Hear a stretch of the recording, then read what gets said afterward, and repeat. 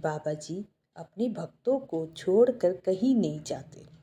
हजूर जी की प्यारी संगत जी, एक बार मेरे दादाजी सोहन सिंह जी कानपुर में टांगा चला रहे थे। रास्ते में उन्हें एक आदमी मिला और कहने लगा कि आप उस तरफ जा रहे हो तो मेरा सामान अपने टांगे पर रख लो, मैं भी आपके साथ चलता हूँ। मैं रास्ते में उतर जाऊँगा। थोड़ी दूर जाने पर एक पुलिस का नाका था। पुलिस ने जैसे ही रोका, वे आदमी छलांग मारकर कूदकर भाग गया। पुलिस ने उसे भागते देखा तो मेरे दादाजी को पकड़ लिया और सामान के बारे में पूछने लगे। अब दादाजी को कुछ पता ही नहीं था कि किसका सामान और कैसा सामान।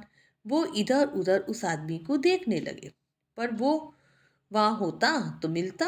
पुलिस किसी चोरी के सामान को ढूंढ रही थी और ये वही चोरी का सामान था। पुलिस ने मेरे दादाजी को गिरफ्तार कर लिया और थाने में बंद कर दिया। मेरे दादाजी पर मुकदमा चला। थाने का अंग्रेज अफसर था। उसने कहा आपको अब कोर्ट जाना होगा, वहीं जज आपका फैसला करेंगे।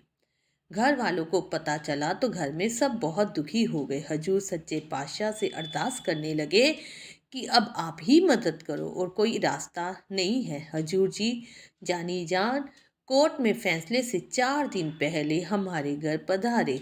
मेरी दादी जी का तो रो रो कर बुरा हाल था।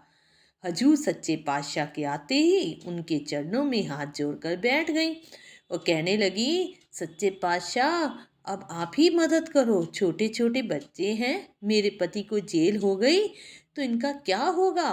सारी बात सुनकर हजूर सच्चे पातशाह फरमाने लगे कि राम प्यारी तू एक काम कर, तेरे बड़े बेटे को साइकिल चलानी आती है, तू उसके पीछे बैठकर जज के घर चली जा और रो रो कर सारी बात सच सच बता दे। मेरे दादी जी ने कहा, सच्चे पातशाह जैसे आपने कहा है मैं वैसे ही करूँगी, आगे आप संभाल लेना। मेरी दादी जी ज़्यादा पढ़ी लिखी नहीं थी। उन्होंने जाकर गेट पर खड़े होकर चौकीदार को सारी बात बता दी। उसने सारी बात सुनकर कहा कि आप यहीं रुको, मैं अंदर जाकर आपकी बात पहुंचा देता हूँ, जैसा हुक्म होगा आकर आपको बताता हूँ। जज घर पर नहीं थे। चौकीदार ने अंदर जाकर सारी बात जज की पत्नी को इंग्लिश में बताई। तो सारी बात सुनकर उसने चौकीदार से कहा कि उनको गेस्ट रूम में बिठाओ और चाय नाश्ता करवाओ। चौकीदार ने मेरी दादी जी को चाय नाश्ता करवाया। इतनी देर में जज की पत्नी बाहर आ गई और चौकीदार को इंग्लिश में बोली कि इनको कहो ये घर जाए, मैं जज साहब से खुद ही बात कर लूँगी, ये चिंता ना करें। चौकीदार ने मेरी दादी जी को सारी बात हिंदी में समझा दी और उन्हें घर भेज दिया। अब जिस दिन फैसला होना था उससे एक दिन हजूर सच्चे पातशाह ने मेरी दादी जी को बुलाया और कहा कि राम प्यारी तू एक काम कर, मुकदमे को अभी एक दिन बाकी है, तू कचहरी जाकर वहाँ की दीवार के आगे खड़ी होकर अपना सारा रोना रुआ। जज को जो कहना चाहती है वो सारी बात कह दे। मेरी दादी जी ने ऐसा ही किया। कचहरी की दीवार को रो रो कर मेरी दादी जी ने सारी बात कह दी और वापिस हजूर सच्चे पातशाह के पास आ गई। हजूर जी फरमाने लगे, राम प्यारी अब तू घर जा और दूध पीकर सो जा, तेरे पति को कुछ नहीं होगा, मैं बचा लूँगा। मुकदमे के फैसले का समय हो गया।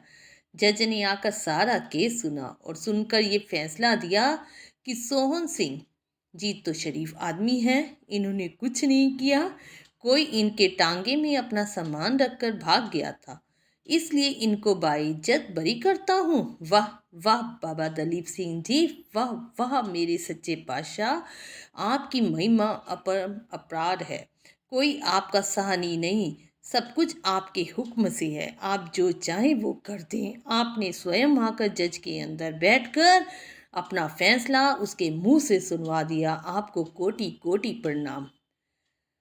बोल सांची दरबार की जय, बोल शहंशाह त्रिलोकी नाथ की जय, बोल जगत जननी माता जी त्वाडी सदाई जय।